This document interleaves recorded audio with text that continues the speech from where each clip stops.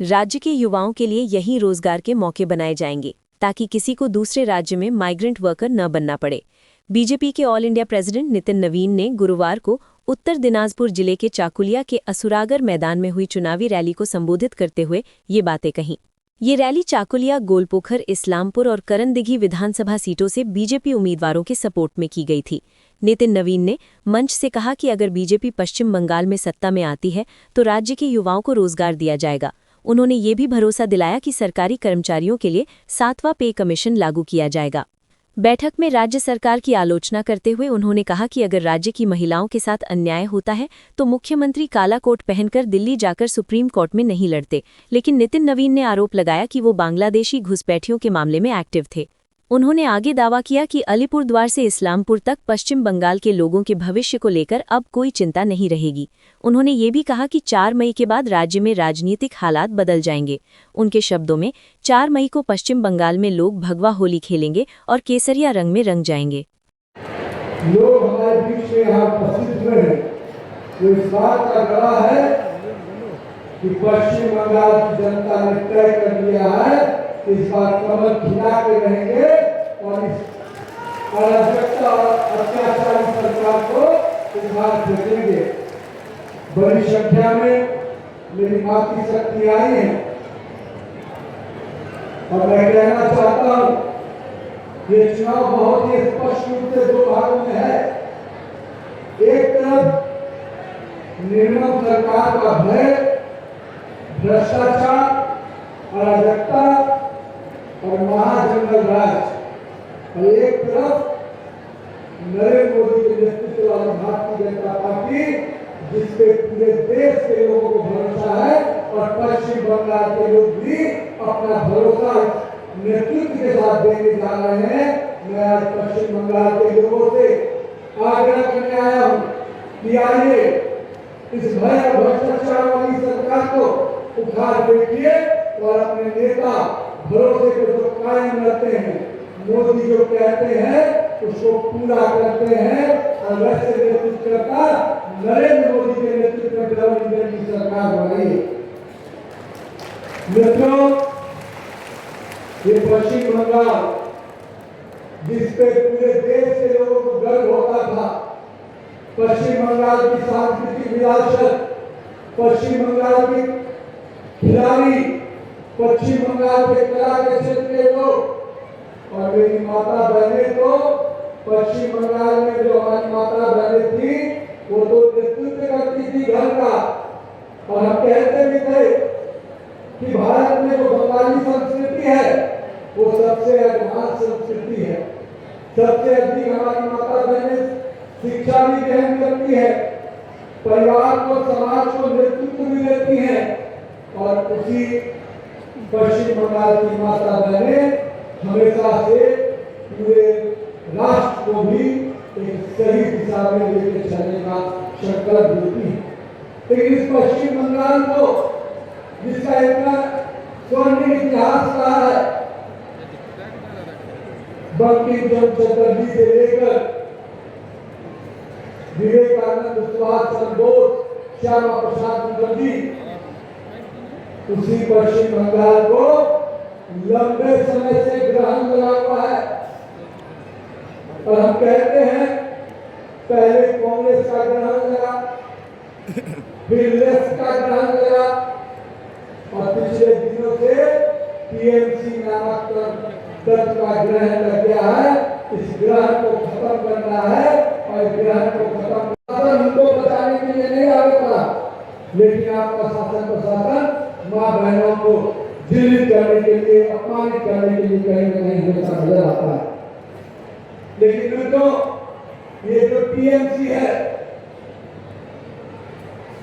तोलाबाजी वाली सरकार, तुष्टीकरण करने वाली सरकार, माफिया वाली सरकार और महिलाओं का अत्याचार करने वाली सरकार, करप्शन में घिरी हुई सरकार और बैंकों के माध्यम से कर्ज मांगी लेने वाली सरकार, इसको इस बार बंगाल की थाली में विसर्जन कर देना है ताकि आने वाले समय में ऐसा कोई ताकत नहीं खड़ा हो पाए जो पश्चिम बंगाल के लोगों को कहीं न कहीं शोषण करने के लिए और कहीं न कहीं अपमानित करने के लिए बना। गंगा बह चुकी है मित्रों, हिमालय के पर्वत से निकलते हुई गंगा पूरी तरह से सब तरह की गंदगी जो थी उस सब को अपने अंदर ग्रहण करते हुए बिहार को भी साफ करते हुए अब पश्चिम बंगाल से निकलकर बंगाल की खाल में जाने वाली है और इस बार जाते जाते टीएमसी का भी विसर्जन हो जाएगा। इसलिए मित्रों, मैं आया हूं आपके बीच में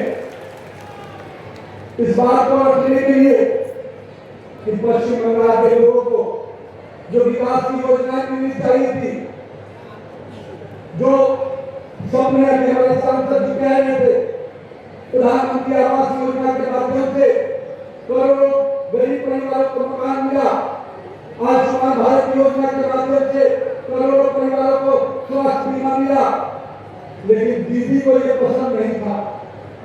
दीदी से पूछना चाहिए क्यों नहीं पसंद था। दीदी नहीं बताएगी, मैं बताता हूं। इसलिए नहीं पसंद था कि उसमें दीदी का चेहरा नहीं था और इसलिए उन्होंने करोड़ों लोगों को, लाखों लोगों को उन योजनाओं से महरूम कर दिया, क्योंकि उसमें प्रधानमंत्री आवास योजना का नाम था, उसमें आयुष्मान योजना का नाम था, जिसमें उनका चेहरा नहीं दिखता। मुझे मालूम हुआ है जो क्लब हाउस है उनको जो पैसा देती है दीदी, इसलिए पैसा देती है कि पूजा पंडालों में पहले मेरा चेहरा चमका देना, तभी कहीं वहां पर काम आएगा, अदरवाइज उनको पैसा नहीं देंगे। ये है यहाँ की सोच। और मैं आपको इसलिए आज यहाँ पे आग्रह करने आया हूँ।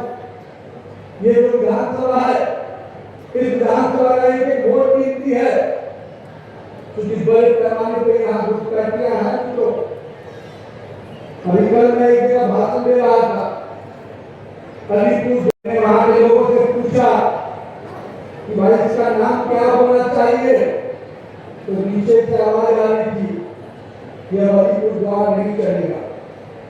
मेरे टीएमसी के भाइयों को लगा कि मुझे भूगोल नहीं पता है। अरे मुझे आपका इतिहास पता है, आपकी भाषा पता है। आप तो पूरे पश्चिम बंगाल को बांग्लादेश बनाना चाहते हैं, लेकिन हम इस अलीपुर द्वार से लेकर इस्लामपुर तक निश्चित रूप से ऐसे नाम, ऐसे शब्द जो पश्चिम बंगाल की संस्कृति के विपरीत हो, पश्चिम बंगाल के लोगों की भावना के विपरीत हो, उसको नहीं रहने देंगे। 4 मई के बाद निश्चित रूप से इन नामों के परिवर्तन के साथ आपके जीवन में परिवर्तन आएगा।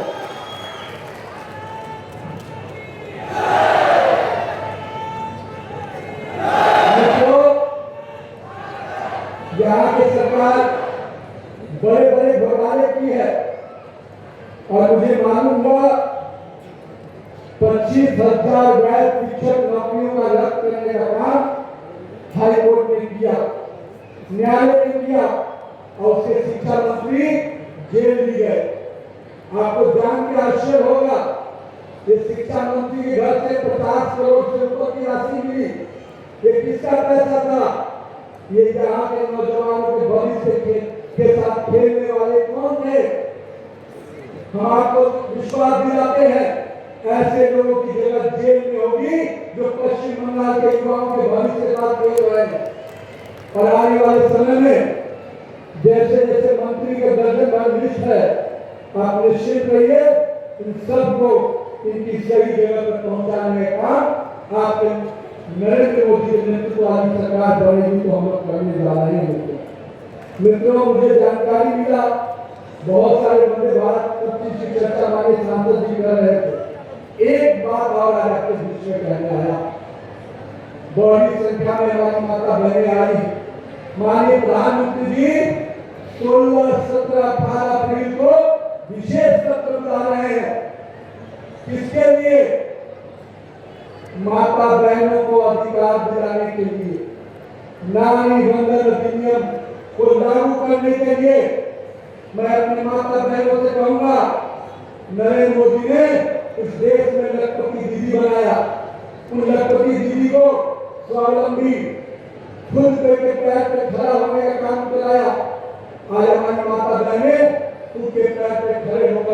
अपना घर भी चलानी है और समाज को भी मदद करनी है। लेकिन इस पश्चिम बंगाल में यहाँ की सरकार की चिंता नहीं है। वो दीदी कुछ राशि देती है, पर चिंता मत कीजिएगा, जितना वो देती है उतना से अधिक हमारी सरकार देगी और साथ ही साथ आपको सुरक्षा भी देगी, सम्मान भी देगी और स्वाभिमान के साथ आपको आगे लेकर चलने का काम करेगी। ममता दीदी से मैं कहूंगा, अगर है हिम्मत आप में तो मेरी माता बहनों को हक दिलाने का जो बिल पेश होने वाला है, जो 33% आरक्षण लोकसभा विधानसभा में मिलने वाला है हिम्मत तो दीदी मेरी माता बहनों का चेहरा देखकर आप इसमें समर्थन करती हैं, तब मैं मानूंगा कि आप महिलाओं का सम्मान करती हैं। नहीं कर पाएंगी मुझे मालूम है, क्योंकि उनको तो वोट की राजनीति दिखती है, उनको तो तुष्टिकरण दिखता है। लेकिन मैं आपको विश्वास दिलाता हूँ, 16, 17, 18 को पूरे देश में माँ बहनों की जो आवाज गूंजेगी, संसद तक पहुंचेगी और 16, 17, 18 को महिलाओं को एक और नया अधिकार नारी बंधन अधिनियम के तहत मिलने जा रहा है। लेकिन मैं यहाँ पे आया हूँ, कुछ योजनाओं के बारे में हमारे सांसद जी ने कहा, लेकिन मैं एक चीज और कहूंगा, आपने नरेंद्र मोदी को आशीर्वाद दिया तो कश्मीर का लाल चौक तिरंगा से लहराया हुआ नजर आता है। मुझे याद है 2011-12 के समय दिल्ली में बैठी हुई कांग्रेस की सरकार कश्मीर का लाल चौक पे पाकिस्तान का झंडा लहराता था। न बंगाल में दीदी को पीड़ा थी, न दिल्ली में बैठे हुई मनमोहन सिंह की सरकार को पीड़ा थी। लेकिन मुझे गर्व है कि मेरे नेता माननीय प्रधानमंत्री नरेंद्र मोदी जी के नेतृत्व में जो हमारी सरकार बनी, अब कश्मीर का लाल चौक तिरंगे से लहराया हुआ नजर आता है। ये हमारे संकल्प को दिखाता है। 370 धारा को हमने समाप्त करने का बात कहा था और 35 को हमने समाप्त करने का संकल्प लिया था, हमने उसको पूरा किया। हमने पवित्र अयोध्या के प्रभु श्री राम के राम मंदिर निर्माण का संकल्प लिया था। लोग पूछते थे तिथि कब बताओगे, तिथि भी आया और भव्य राम मंदिर बनकर तैयार हो गया। मैं इसलिए आज इस बात को कह रहा हूँ कि हमारा नेतृत्व, हमारी पार्टी जब जब जो संकल्प करती है उसको सिद्धि तक पहुंचाने का संकल्प लेती है। इसलिए मैं पश्चिम बंगाल के लोगों के साथ जो संकल्प लिए कि आने वाले समय में 2047 का विकसित भारत बनेगा तो पश्चिम बंगाल भी विकसित पश्चिम बंगाल कैसे बने, इसका संकल्प नरेंद्र मोदी मिल जाए। और संकल्प को ही पूरा करेंगे, बस आपका आशीर्वाद और स्नेह और समर्थन के। मैं आज यहाँ पर साथ में वेतन मान में जो अभी तक लंबे समय तक नहीं किया जा रहा था, माननीय गृह मंत्री जी ने घोषणा कर दिया है, भाजपा ने घोषणा कर दिया है, हमारी सरकार बनेगी और हम तुरंत में अपने लोगों के लिए 7वां वेतनमान आयोग का लाभ उनको देंगे। ऐसे विभिन्न विभागों में जो लाखों करोड़ की नौकरियां खाली है, उन रिक्तियों को भरने का काम करेंगे। जो भर्ती घोटाला के कारण हमारे प्रभावित हुए हमारे युवा छात्र, उनको 5 वर्ष की विशेष सहायता उनको देने जा रहे हैं। माता बहन, मैं आप सबसे आग्रह करने आया हूँ, पश्चिम बंगाल के युवाओं से आग्रह करने आया हूँ, 23 अप्रैल को अपने घर का एक वोट दीजिएगा। मान लीजिएगा उसी दिन दुर्गा पूजा भी हो गया, उसी दिन रामनवमी भी हो गई, क्योंकि आज के दिन लोकतंत्र के स्थापना में आपको भाग लेना है। उन लोगों से जो हमें हमारे हत्या करने की बात करते हैं, जो हमारी माँ बहनों के तरफ गलत रियायत देखते हैं, उनको सजा देना है लोकतंत्र में। उन वैसे राजनीति का अंत करना है, वैसे राजनीति की हत्या करना है, तो वैसे राजनीति का हत्या करने का दिन 23 अप्रैल का दिन, जो हमारी हत्या करेंगे, हम लोकतंत्र के वोट के चोट से उनको पूरी तरह से नष्ट नाबूद कर देंगे। मैं आज अपनी इसलिए आपसे आग्रह कर गया, क्या मैं तो कहता हूँ राहुल गांधी से, पर मैं कहता हूँ टीएमसी के नेताओं से, भारतीय जनता पार्टी के नेताओं की खूबसूरती यही है, और हमारे नेता नरेंद्र मोदी जी जब कांग्रेस के लोग, जो कांग्रेस के तथाकथित नेता और ये अपोजिशन के लोग जब जब हमें गाली देते हैं जनता हमको जीत का हार पहनाती है, हमें जिताकर फिर से और मजबूत करती है मित्रों। इसलिए मैं कहूंगा ये समय है आ गया है।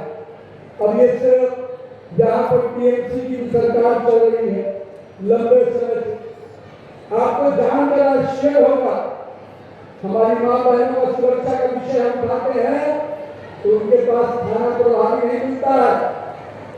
300 थाना प्रभारी से पूरा पश्चिम बंगाल देखा जा रहा है और 400 से अधिक थाना प्रभारी को लाइन हाजिर रखते हैं क्योंकि वो उनके मन के हिसाब से नहीं चलते हैं। उनको पश्चिम बंगाल के लोगों को सुरक्षा देने से मतलब नहीं है, घुसपैठियों को बचाने से मतलब है। आपको याद होगा कुछ दिन पहले ममता दीदी काला कोट पहनकर सुप्रीम कोर्ट गई थी। किसके लिए गई थी? किनको बचाने के लिए गई थी? मुझे आपको बताते हुए दुख होता है कि सुप्रीम कोर्ट का दरवाजा खटखटाने काला कोट पहन के गई थी तो वो इरादा किसके लिए था? उन बांग्लादेशी घुसपैठियों को बचाने के लिए सुप्रीम कोर्ट का दरवाजा खटखटाने गई थी। 60 लाख से अधिक जो घुसपैठियों के नाम काट दिए गए हैं और जिनके कारण बंगाल के पश्चिम बंगाल के लोगों का हक मारा जा रहा था, उनको बचाने के लिए दिल्ली गई थी। लेकिन अगर पश्चिम बंगाल के मां बहनों के साथ जो पीड़ादायक घटनाएं घट रही थी, अन्याय हो रहा था, उसके खिलाफ अगर कोर्ट जाती या अपने शासन प्रशासन से उसको सजा दिलवाती तो अपने पश्चिम बंगाल के माता बहनें उनको आशीर्वाद देती। और उसके लिए तो आपको चिंता नहीं हुई।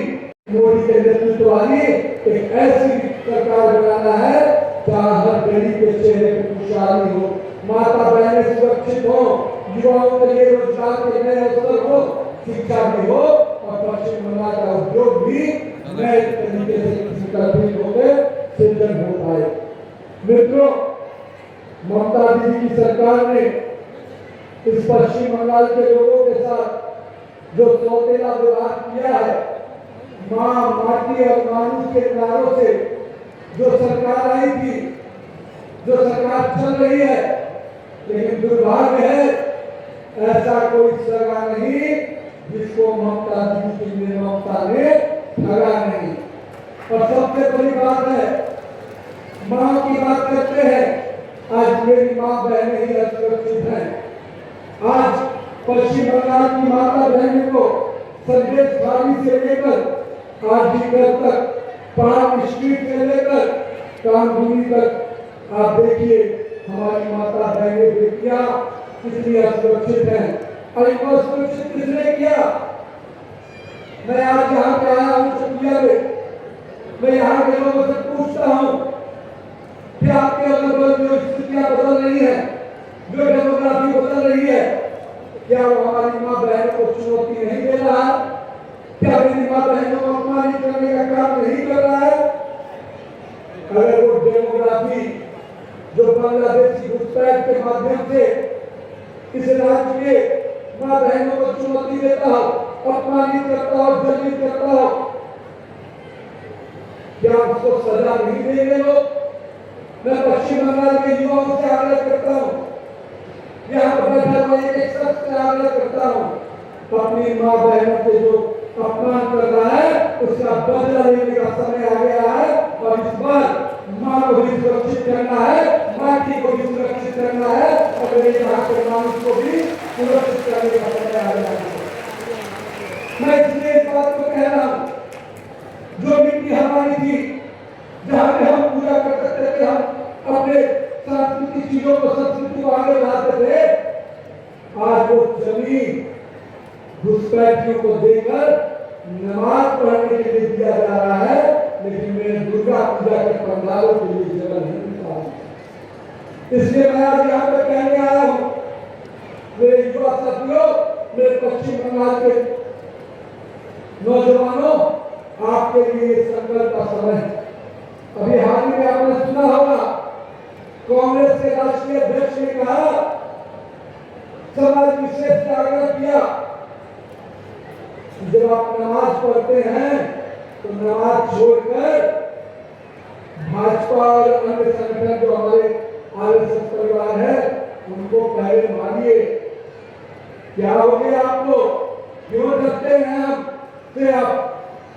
मैं आज कहता हूं, मैं आने वाले 23 अप्रैल को यहाँ चुनाव है, घोटाले हुए हैं उनको रद्द भी करेंगे और उसके दोषियों को सजा भी दिलाने का काम करेंगे।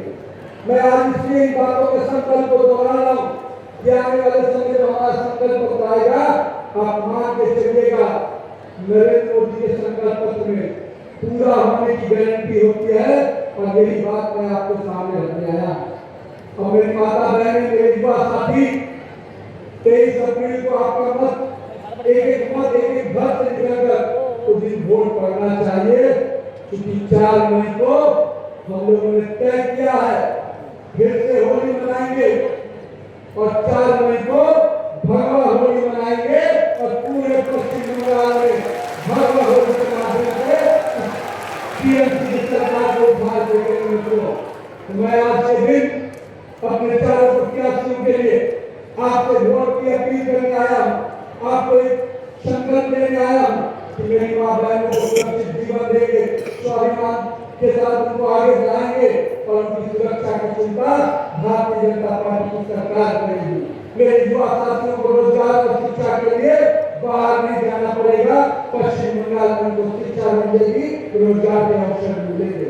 तो आइए 4 मई के दिन फिर से एक ऐसी मजबूत नरेंद्र मोदी के नेतृत्व वाली ऐसी सरकार बनाइए जिसमें विकास भी होगा, आपकी विरासत को आगे लेकर चलने का हमारा संकल्प भी रहेगा। बहुत बहुत धन्यवाद। जय हिंद। भारत माता की, भारत माता की जय श्री राम, जय श्री राम। बहुत बहुत धन्यवाद, बहुत बहुत अभिनंदन।